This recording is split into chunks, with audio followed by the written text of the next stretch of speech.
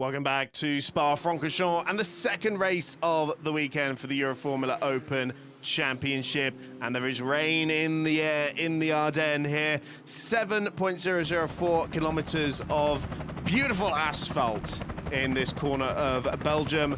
But the drivers are met with tricky conditions here today. Track temperature just 10 degrees. It's definitely the wettest we've seen it throughout the weekend.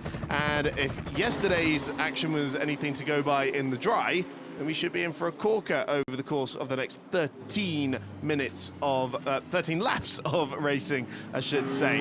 Now, we've got a good view out of the commentary box as to what tyres everyone's going to be on, because we can see a fair chunk of the grid. So I think in the build-up to this one, there's going to be a few looks out here to see what everyone is on, but it looks like wet tyres are currently the order of the day. The track has, of course, been declared wet, but it seems like we're very close to that point for slick tyres, but we'll see if anyone does decide to brave it. Chris Stevens and George Morgan up here in the commentary box. And George, yesterday, Rui Hengye, another absolute masterclass from pole position. Portimao all over again. Absolutely right.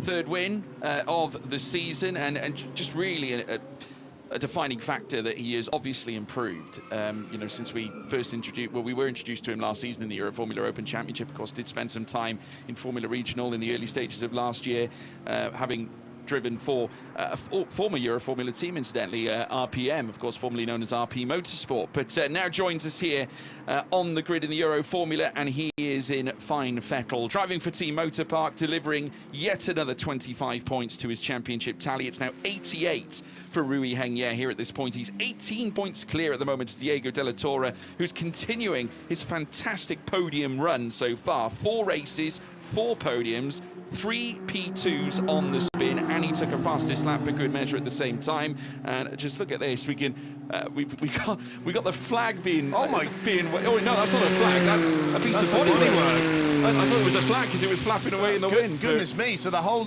left side of the engine cover on Victor Dobransky's car has come loose. That's an extraordinary thing to happen. Never seen anything like that before in my life. Team Motorpark, a very well-oiled machine, not the kind of thing you would expect to see happen on one of their cars, but that certainly is going to need fastening down on the grid. Luckily, there is still a little bit of time before lights out, so they may well be able to secure that and investigate it and hope that no further damage has been done underneath that bodywork. Straight away, they're addressing the cover now. So, yes, and for good reason. I mean, obviously they can't leave it like that.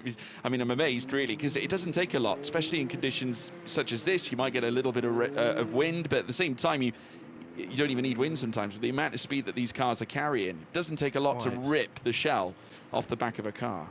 Now, one thing we should address, because we have 14 cars here this weekend, but we had forgotten the rule in the rule book that it's actually a top 8 reverse grid race for this weekend as a result of the entries. So it is actually Lorenzo Castillo, this car, the number 10, with the yellow wing mirrors and T-cam and trim, that will line up on pole position, and not Filippo Fiorentino, as we may have previously said in the broadcast yesterday. Alessandro Familaro lining up on the front row of the grid with him. Race 2 winner in Portimao last time out. But that, of course, means that Rui Hengye will have to go from 8th position. So he's got a little bit of extra work to do now. But we can take a look at the pole sitting car. Lorenzo Castillo, the number 10 car, the young Mexican driver who joined us from the Euro Cup 3 Championship for this year, working with Gorka Acra, the engineer who previously worked with Fernando Barrichello over at Team Motorpark, and being coached as well personally by Marcos Seber, former Euroformula driver and GT Open driver, and a European Le Mans Series champion as well. DriveX on the grid for this weekend as well, so Filippo Fiorentino and the second car of Gino Trapper, that's starting slightly further back, alongside the sister DriveX car. And then Everett Stack yesterday, who put a slice through the rear tyre of SA Carrasquillo through Eau Rouge. It was a very dramatic moment, George. I went to go and see Stack's car afterwards. It was the tiniest crack in his front wing. You know, you wouldn't think anything of it. Even when we saw the incident itself, it looked like nothing had really happened, that he'd made his way through a Rouge and Radion, that, you know, he looked to be okay. But it wasn't until we saw him parked over onto the painted area that, truthfully, we knew that something had gone wrong. Diego Della Torre, though, it's been going relatively all right for him. You know, he's managed to scoop up 4 successive podium visits ever since the first race at Portimao. We did, of course, catch Javier Herrera prior to him as well, who's had a fantastic run so far this weekend, managing to take his first podium of the season as well, and especially after a difficult Portimao session. Let's take you back through what happened yesterday. SA Carrasquillo, a slightly sluggish getaway from the front row of the grid. That put him on the defensive as Rui Hengye got the whole shot into La Source. Everett Stack going wheel-to-wheel with Javier Herrera. Loose moment for Rui Hengye going into the bus stop chicane. This was really the only time his lead was challenged. There was a communication from Carrasquillo to Rui Hengye to try and build a gap. That plan went out the window as soon as Rui Hengye made that little mistake at the bus stop. They went wheel-to-wheel again down the Kemmel Straight, and Rui Hengye taking the lead back again into Les Combes. Safety car restarted. It was SA Carrasquillo who locked both front tyres into La Source, into the bus stop chicane, and the floodgates opened at that point, and that was the moment Everett Stack sliced the rear tyre of SA Carrasquillo in their podium battle. That promoted Diego Della Torre up to second position, and Javier Herrera sneaking through as well for his first podium. But Rui Hengye taking a 3rd victory of the season in 4 races. The Chinese Taipei driver having an absolutely perfect Saturday.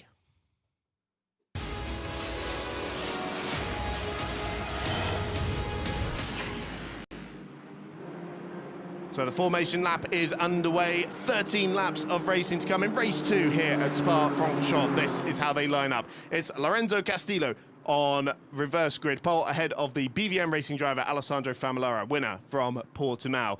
The second row of the grid is all DriveX, Filippo Fiorentino and Gino Trapper, 37 from 48 on the second row of the grid.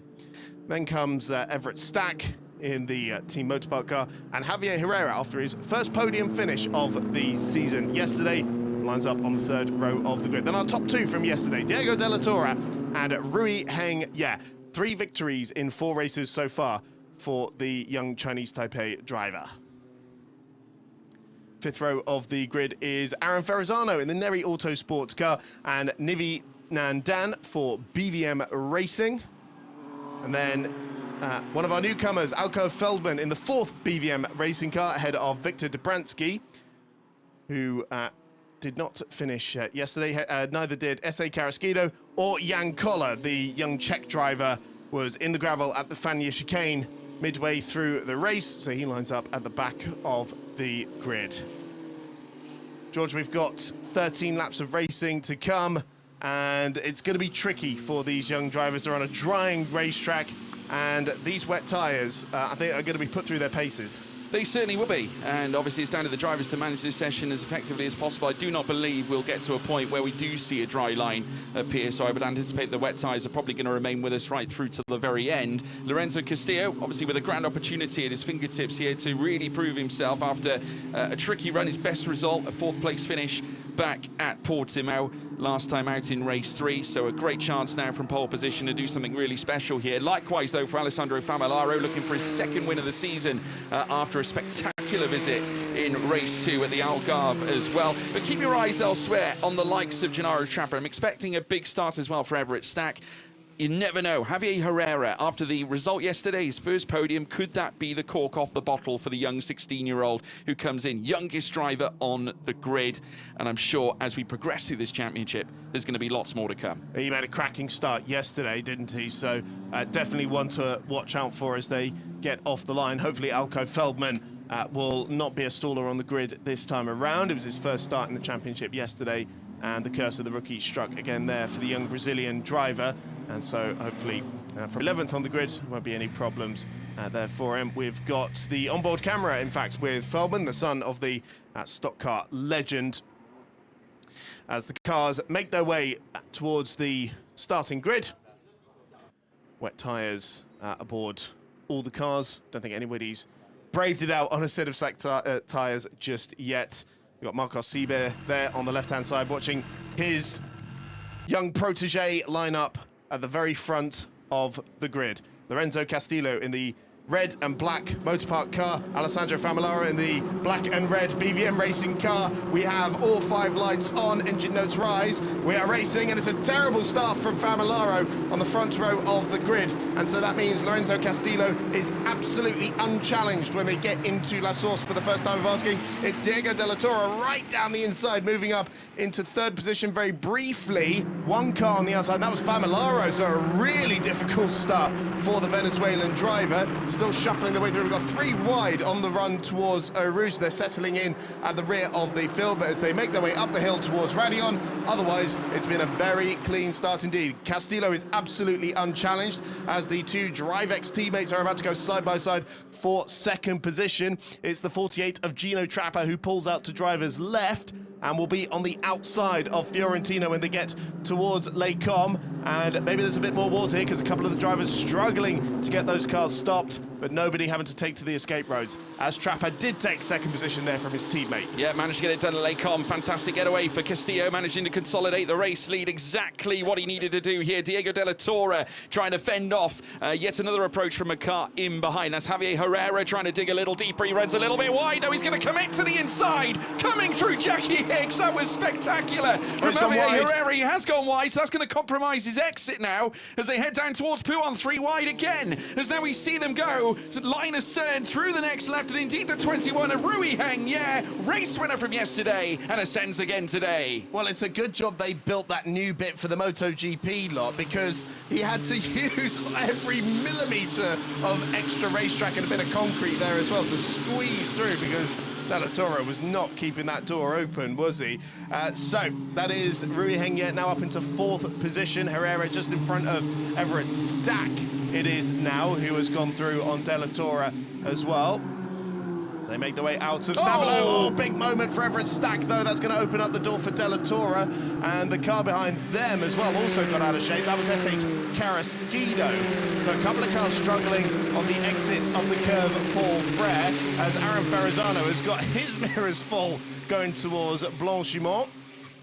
Safely making their way through, as that is Rui Heng on the back of the DriveX cars now, and has gone through. So Fiorentino, I wouldn't have thought they would have been that close together at that point. Maybe Fiorentino made a small error somewhere in the 3rd sector, but that's Rui Heng from 8th to 3rd on this opening lap. Yeah, fantastic start for Rui Heng. What a first stint it's been as well. 3 wide into La Source this time. Diego Della Torre, who's also looking to fight back. He's actually forfeited a couple of places there, because Everett Stack now coming in to join this almighty fight. Now starting to brew. He's got Herrera in front of him now, who's going to be bravest through Rouge and Radion. Of course, it only takes 1 mistake for you to lose a place. Diego Della Torre plugged into the back now of the cars in front, and there are plenty of other contenders also looking to join in, including Jesse Carrasquillo, who is all over the back of his fellow Mexican counterpart, as we now see at the front end. Castillo now coming under pressure from Gino Trapper, who's going to go round the outside through Les Combes, just like he did earlier on to take the place on the opening lap. Well, he stormed into the lead for the first time in the Euroformula this season. He takes it on lap 2. Fantastic stuff from Gino Trapper there. We saw an inkling of his abilities in his wildcard outing in Paul Ricard last year with Nielsen Racing, and he's showing that again here. And so that is Castillo down to 2nd place. But keep an eye on Rui Heng. His pace is fierce at the moment. Then we've got Herrera and Stack squabbling over 4th position. Della Torre just behind them. He got past Fiorentino going down the Kemmel Straight as well by the looks of it. And what we got further down, Carrasquillo in 8th position, then Jan Koller, Nalco Feldman inside the top 10. Famularo down in 11th position after that nightmare first couple of corners. Little look at the inside. That was a bold move indeed by Carrasquillo. Just having a look. He's still committed here as well. Trying to find his way past. It's going to be wheel to wheel on the run down through towards the double right-hander. And indeed, he's managed to pull that off. Fantastic move on Fiorentino from Diego. Oh, my goodness me, into the gravel. And that, I think, from what I can see. I'm trying to see which car that was. Well, Fiorentino was definitely one of them, and he got some gravel again coming through the exit stable. That might have been Jan Koller, who also joined him in the gravel there. But look at this, going towards Blanchimont. We've got so many battles going out there. This is for the lead, heading towards the bus stop chicane. Gino Trapper just in front of those two Motorpark teammates. It's Rui Hengye going right round the outside of Lorenzo Castillo. Still there, side by side on the exit of the corner. It's the young Mexican who gets forced out wide on the exit, and Rui Hengye moves up into second position now, and on the back of the race leader. Meanwhile, just behind them, it's Stack Herrera and De La Torre also fighting for fourth position. I'm sure they will be joined soon by Jesse Carrasquillo. We're only 2 laps into this one, George, and there's been so much action. Let's see if we can place which car it was. And yes, it was Jan Koller, the number 50, who sort of followed the DriveX car into the gravel trap. And that's left quite a lot of it on the curb and even on the racing line there as well. There was contact there. Koller actually hit the back of Fiorentino's car. Yeah, of course, Koller, who is being essentially tutored by Roman Stanek, who was in his corner. We got a battle up at the front, though, and it's Rui Hengye looking to take the lead of the race.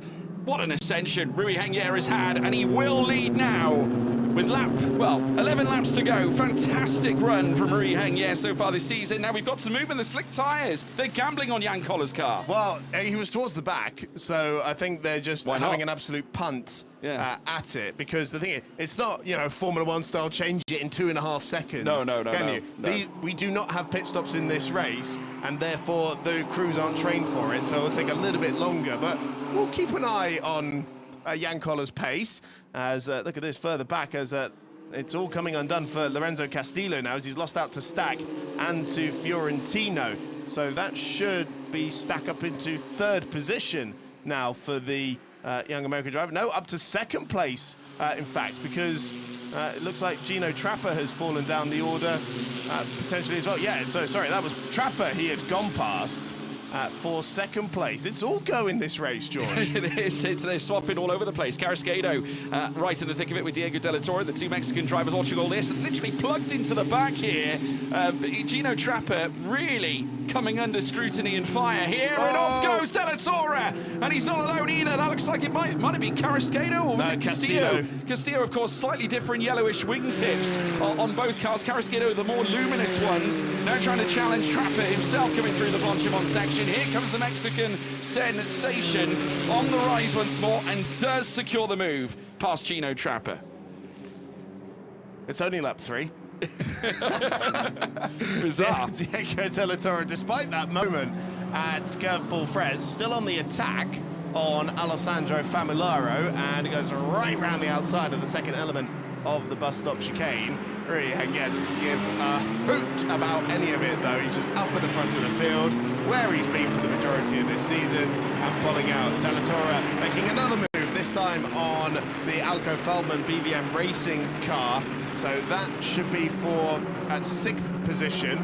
Now Feldman's not going to take this one lying down. He's still got half a car alongside the Mexican, heading towards Eau Rouge, but has to bail out of it when they turn towards Radion. Naturally ends up cutting the top of the hill, which could leave him vulnerable to Alessandro Famularo, because there's not a lot of grip out there. Look how much they're moving over. They're all moving over to the right-hand side to try and cool down the tyres.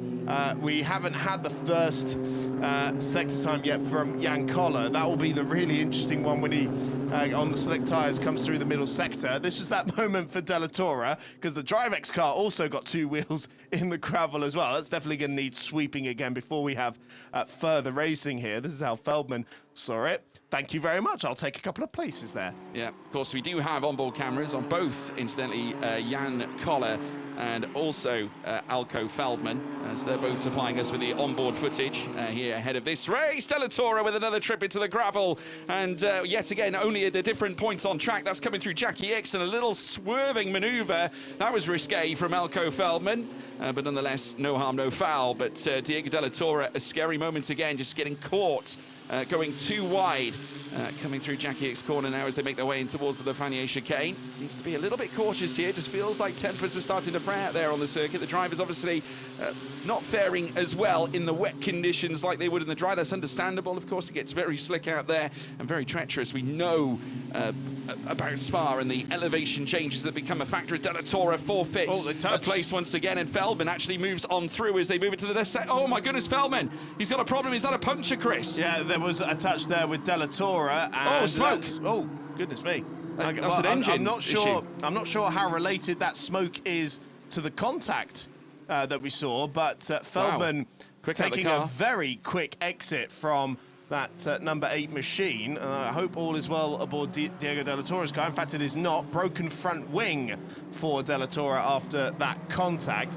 And a real scrappy race for the man who's second in the championship. And in fact, he's trying to get into pit lane, but he couldn't because he had 3 cars alongside him.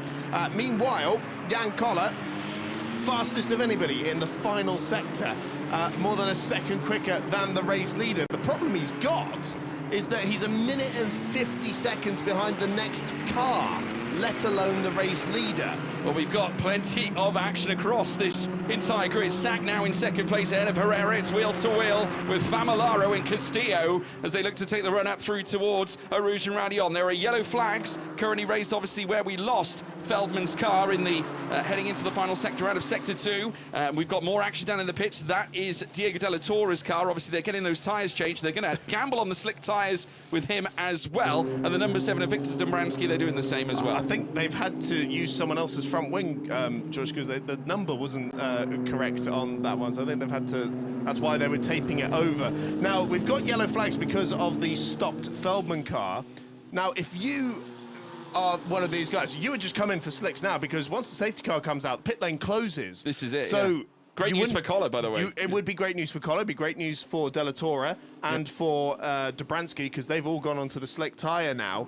But the crucial thing is, if the safety car is called, you cannot come into pit lane. So I'm sure race control is having a real debate about this now, because Rui Hengye out there 6 seconds to the good now over Everett Stack.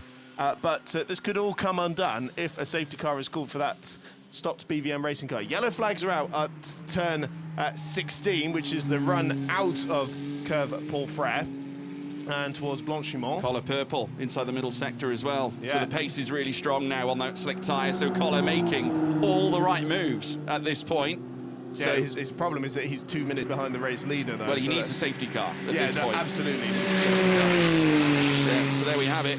Yeah, currently still leads, though, and harnesses the fastest lap of the race, so I would imagine he's going to lose that very soon. Famolaro has lost out to Divi Nandan, who, if you remember, started further down the grid. He's now managed to at least rescue somewhat his race now. P6, 2.3 away from Gino Trapper. Javier Herrera is still duking it out with Everett Stack over that second place, and here they are now, making their way through the bus stop chicane. Slightly better line taken by Javier Herrera, the young 16-year-old, against Stack, who, of course, raced last season, was part of that 3-wide affair with eventual champion Timothy Kaharczyk, as well as Evan David. You see that soaking up all that water on the inside of the circuit. Of course, Herrera taking that opportunity to close the gap to the back of the young American Everett Stack. They come out of the source now, and very soon they'll fly up Rouge and Radion. We see Castillo now passing Famolaro as well, 4.2 away from Nandan. In fact, Famolaro falling down the order.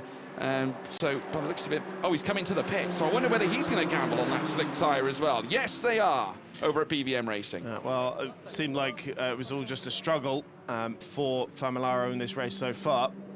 So he will go onto the slick tyres there as well.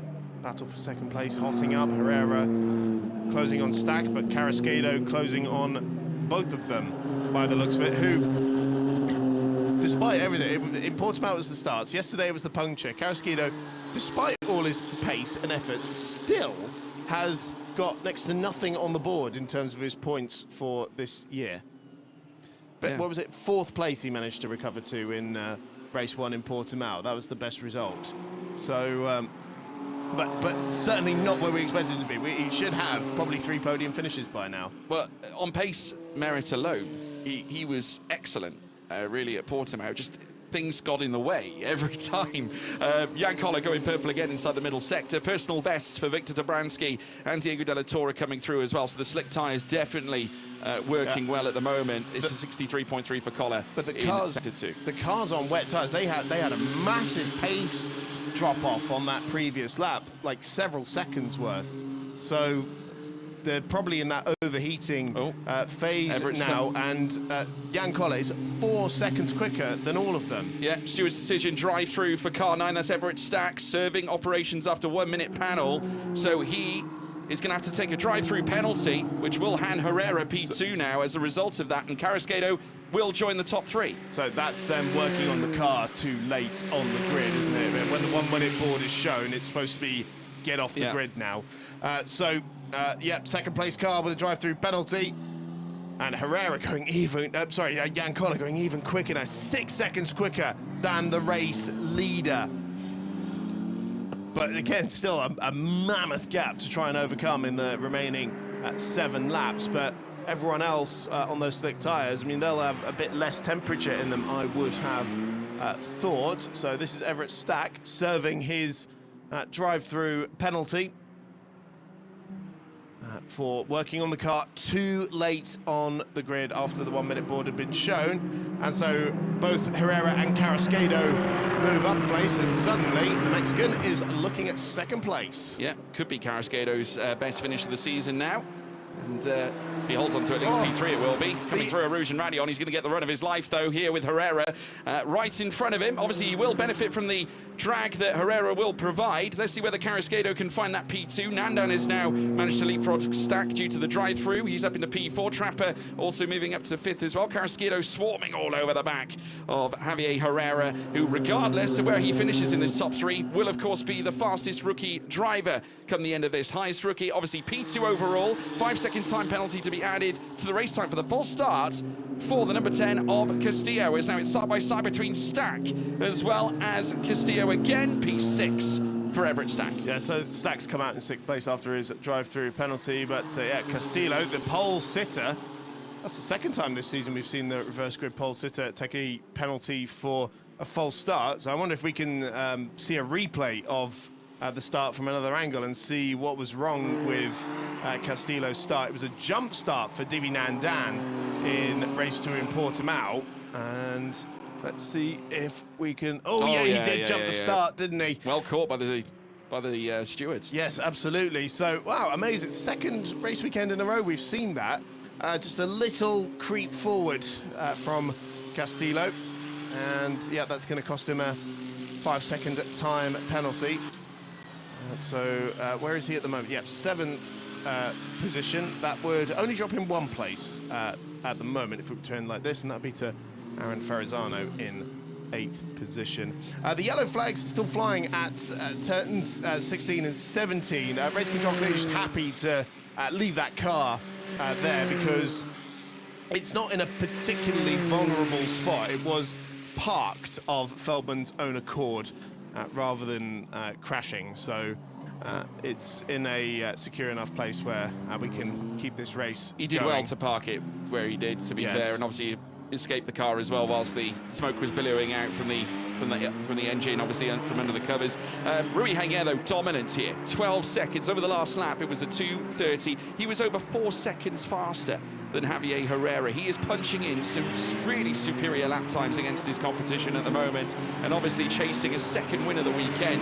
He could be yet another driver, a 6th driver in the Euroformula Open Championship, of course, since, as we know it, from 2014. To blanket the weekend. Of course, we have race 3 coming up later on this afternoon. He'll join the likes of Sandy Stuvik, Felipe Drugovich, Marino Sato, Louis Foster and Ollie Goethe in going from pole to victory, then victory in race 2. The question is, could he do it again in race 3 as well? Regardless, he definitely looks to be a force to be reckoned with through the course of this season's championship as Javier Herrera continues in 2nd place. He'll be absolutely thrilled as well. It'll be a 2nd successive podium if he can bring this one home. The pace difference is astonishing because suddenly Carrasquedo lost 3 seconds on that previous lap to Herrera, and 7 seconds slower than the race leader, but quicker than all of them is Diego de la Torre.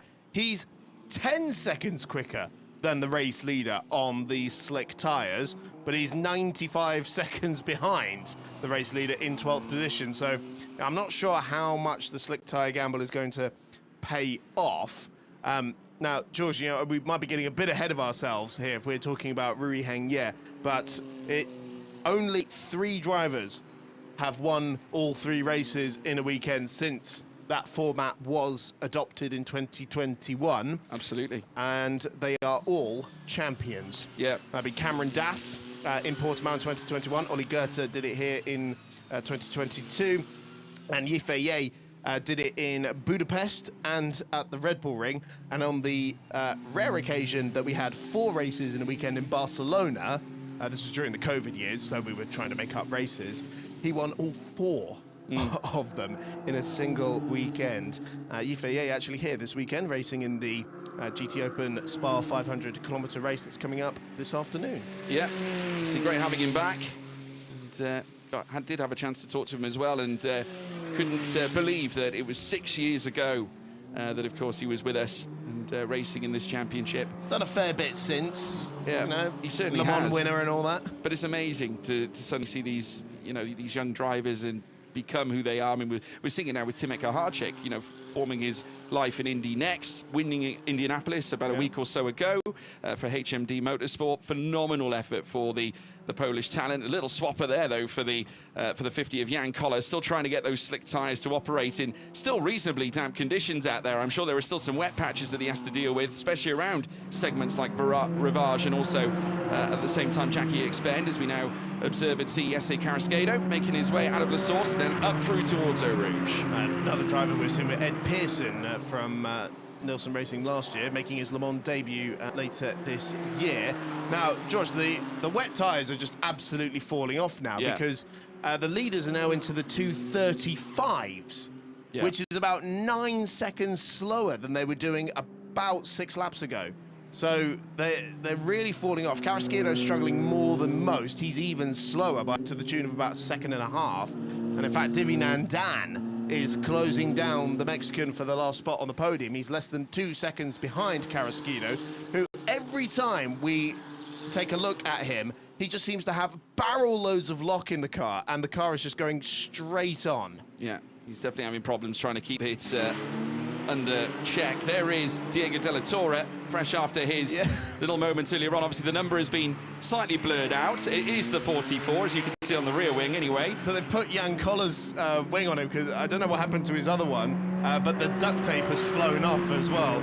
But we know it's Diego Della Torre. Well, but the green wingtips are enough anyway. Yeah, but it might cop the interest of race control because of the number not being visible or being incorrect or something like that. It is more of a procedural box-checking exercise. Rui Hengye now 12 seconds to the good. And even though the pace is just falling way, way off now for everybody on these wet tyres, he's still running well out there and crucially pulling a gap to the guys who are still struggling. Well, he's in a great position because obviously he's pulling no better or no worse than what Javier Herrera and Carrasquedo are doing, and then equally enough, those that are on the soft tyres that are pulling out the lap times are too far back to do anything about it. So he's in a very good position, Rui Hengye, at the moment. Yeah, the only car on slick tyres actually really making it work at the moment is Della Torre, because Koller last time around was 2:35, so that's the same pace as the race leader. Dobransky 2 minutes 30, but Della Torre still in the 2:24s. So I don't know where he's finding this pace from, that his rookie teammates are not, but Della Torre, he's still 80 seconds behind the race leader, and he's not going to close that down in the remaining 4 laps. But he is pulling 10 seconds a lap more than Rui Hengye at the moment, based on what was the last lap. Anyway, so yeah, exceptional. He needs probably 20 to be able to catch him. But he's going to run out of laps, essentially. So Stack on the back of Gino Trapper. So once again, these two square off. It's DriveX versus Motor Park. Feels like 2022 all over again. Wheel to wheel as they look to climb up through Rouge and Rally on 4 laps to go here at Spa-Francorchamps for race 2. Stack chasing more points. That's all they can muster at the moment. Trapper on the cusp of becoming second in rookie class regardless, with Javier Herrera still leading that. And again, just look at the gap between Yer and Herrera. It's dashed out to 16.3 seconds now. As you can see, obviously managing these conditions better than the young 16-year-old is Stack, forced to remain in behind Trapper for now, not able to cultivate a move coming through Les Combes. Further back behind them, we got Ferrazzano moving up into 7th ahead of Castillo now. So Neri Autosport still working hard out there to better their position. 6.2 though behind Stack. Castillo, remember, has the 5-second time penalty for that jump start. Good to see Ferrazzano getting his elbows out. It's an opportunity here for the young Belgian driver. Home race for him, the Neri Autosport crew, to try and show what he can do in what is very much a David versus Goliath fight when we talk about Neri versus Team Motor Park. So 3.5 laps to go. That's Ferrazzano up to 7th position. And we are on for a best finish of the season for Javier Herrera, of course, after taking his first podium in the finish of the season yesterday. And the run of podiums to come to an end for Diego de la Torre. He's been on the podium in all 4 races so far this season. That will come to an end here. Yeah, massive shame for him. Obviously not the way he would have wanted this one to go, but then naturally many other drivers are in the same boat. And Carrasquedo still holding on to 3rd for now. Divi Nandan seems that the progress that he was making on Carrasquedo has now been brought to a halt. Obviously they were fairly similar on lap time. They were about 2/10 apart. Carrasquedo, in fact, faster than Nandan over the last lap, as we now return to the battle of Gino Trapper versus Everett Stack. Trapper going defensive on the run down in towards the bus stop chicane.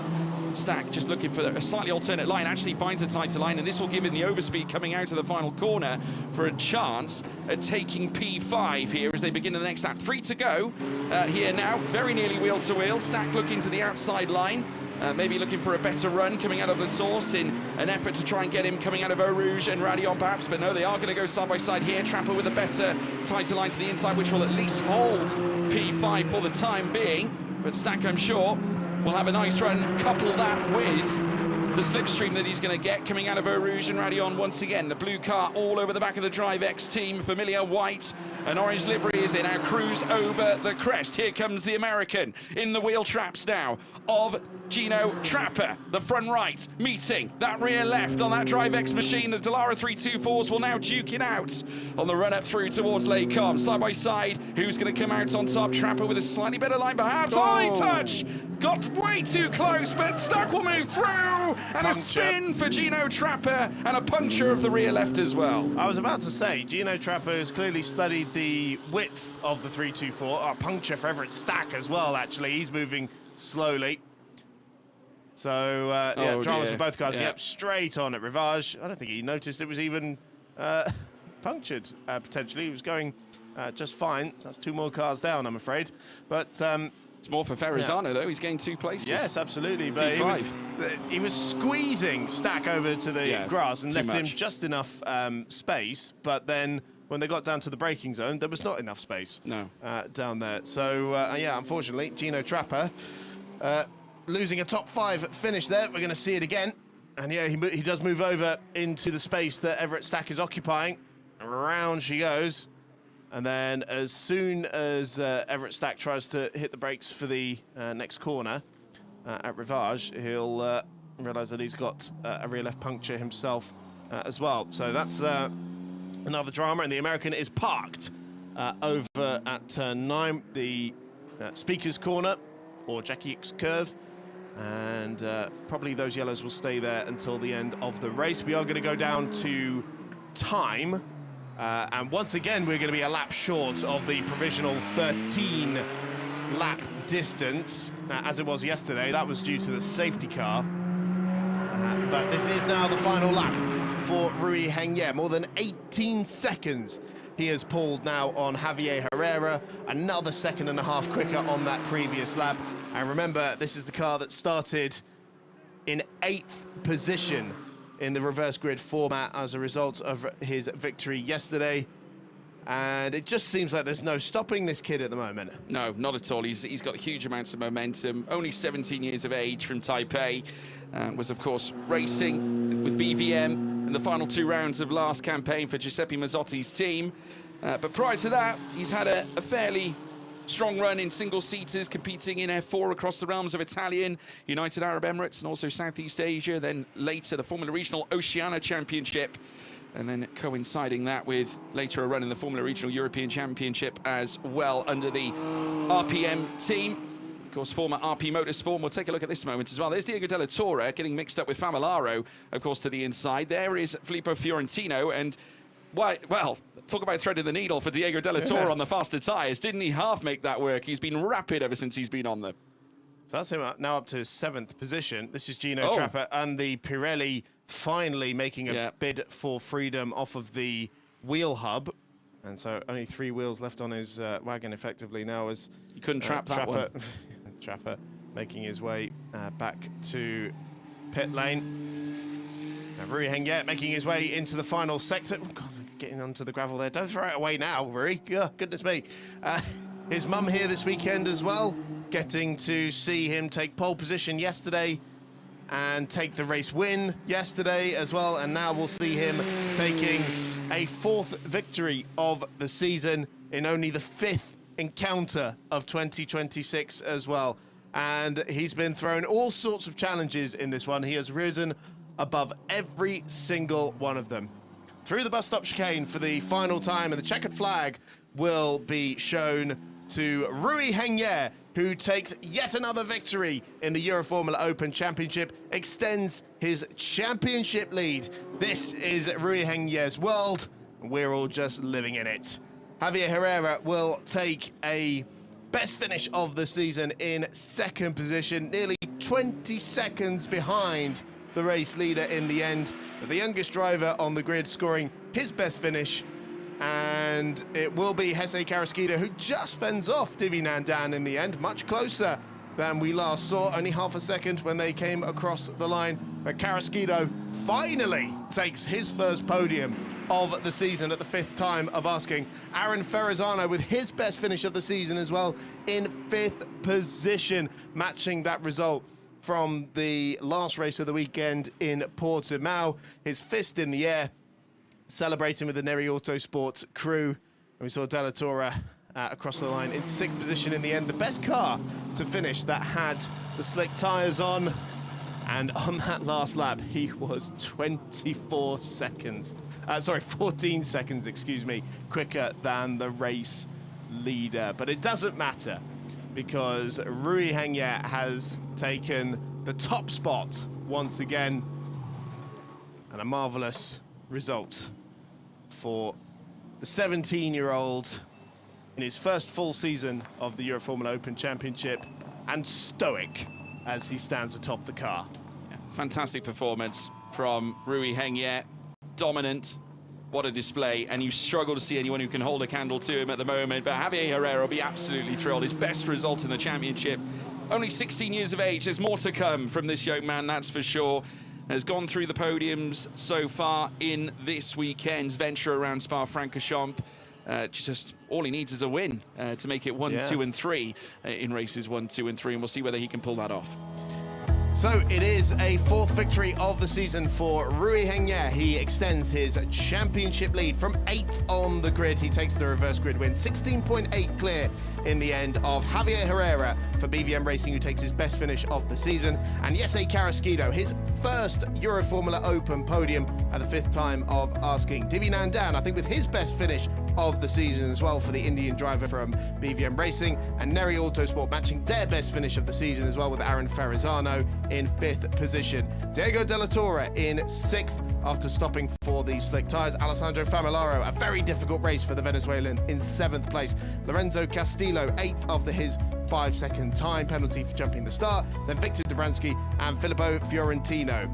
Jan Koller, the last car across the line, but we lost Gino Trapper and Everett Stack after contact with punchers. And Elko Feldman also not finishing that race after a problem on his BVM Racing car. 34 points now the lead for Rui Hengye over Diego Della Torre, who still holds 2nd in the championship from Alessandro Famolaro. But Everett Stack now only 1 point ahead of Javier Herrera, and Jesse Carrasquillo moves up to 6th position as well. Well, an almighty race, and let's go through the top 3 once again. Jesse Carrasquillo with his first podium of 2026. The number 27 car from Team Motorpark, the Mexican, finally coming good. Javier Herrera, the youngest driver on the grid, 2nd place for the young Mexican driver. But the winner for the 4th time this season, Rui Hengye from Team Motorpark. He's down in pit lane with Alfredo. And so, that was an interesting race, quite lively. There was a lot of action behind you, but you also were part of the show. Yeah, for me, I got a good launch for the start, so I will take like 3 or 4 people, and for me, the pace was very strong, so I overtake them a bit easier. So, I mean, it's a good race, it's mixed condition, and I managed well my tires in the end. Was the track dry enough? I mean, in the end, yes, but in the start, still a bit wet.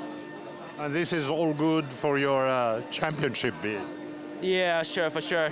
It's a good recovery from PA to P1. Well done. Thank you.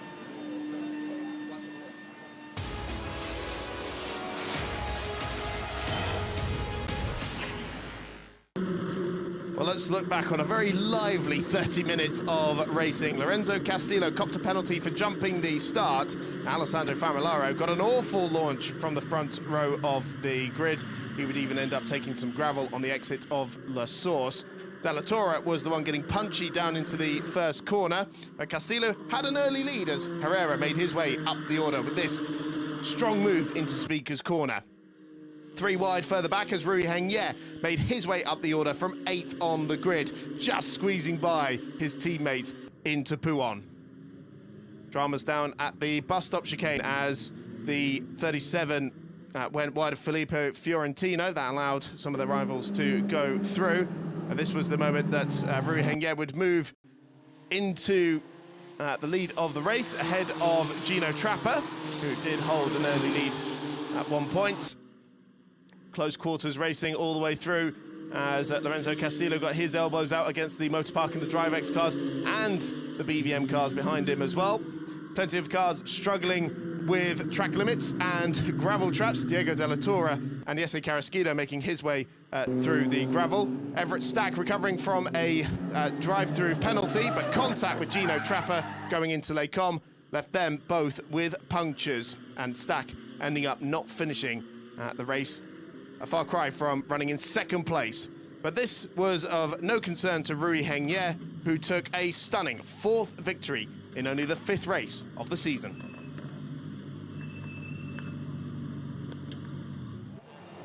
And so to the podium now, and shaking hands with Jesus Pereira, the CEO of the GT Sport organization, the driving force behind the Euroformula Open Championship. As we have a couple extra drivers, I think, at the podium. They're doing the full rookie podium as well on top of the main podium. Okay, Lorenzo Castillo is there as well. He's 3rd of the rookie drivers. But yeah, I think normally we just hand out the trophy to the top driver, don't we? But up to 3rd position there for Jesse Carrasquillo for the first time this season. And Javier Herrera going 1 place higher. That was the step he initially took yesterday, actually, before realizing he had gotten onto the wrong one. Joined by the Motor Park representative on the podium as well. And here's the Chinese Taipei anthem.